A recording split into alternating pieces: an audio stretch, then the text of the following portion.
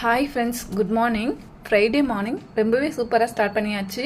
Friday Tuesday morning எல்லாம் கிச்சனுக்குள்ளே நுழையும் போது நம்மளோட கை வந்துட்டு ஆட்டோமேட்டிக்காக இந்த துவரம்பருப்பு பாக்ஸையும் குக்கரையும் தேடி தான் போகுது. இந்த காயெல்லாம் போட்டு சாம்பார் வைக்கிற அன்னைக்கு பிரேக்ஃபாஸ்ட், லஞ்சு, டின்னர்னு சொல்லி 3 வேலையுமே மேனேஜ் பண்ணிடலாம். இப்போல்லாம் 5 ரூபாய்க்கு கொத்தமல்லி இலை கூட ரொம்ப அளவாக தராங்க. ஆனால் இந்த பூசணிக்காய் பாருங்கள், 5 ரூபாய்க்கு எவ்வளோ பெருசாக தந்துருக்காங்கன்னு சொல்லிட்டு இது ஹெல்த்துக்குமே ரொம்ப நல்லது. இந்த மஞ்சள் பூசணிக்காவை இந்த மாதிரி குட்டி குட்டியாக வந்துட்டு கட் பண்ணிட்டு பேனில் கடுகு, உளுந்தம் பருப்பு, வெங்காயம், கருவேப்பிலை இதெல்லாம் தாளித்து பூசணிக்காவும் அதோட ஆட் பண்ணி இதில் கொஞ்சமாக தனி மிளகாய்த்தூள், மஞ்சள் தூள், ஃப்ளேவருக்காக வந்துட்டு கொஞ்சம் கரம் மசாலா போட்டிங்கன்னா இந்த பொரியல் வந்துட்டு ரொம்பவே டேஸ்ட்டாக இருக்கும். லைட்டாக தான் ஆட் பண்ணணும், நிறைய ஆட் பண்ணிடக்கூடாது.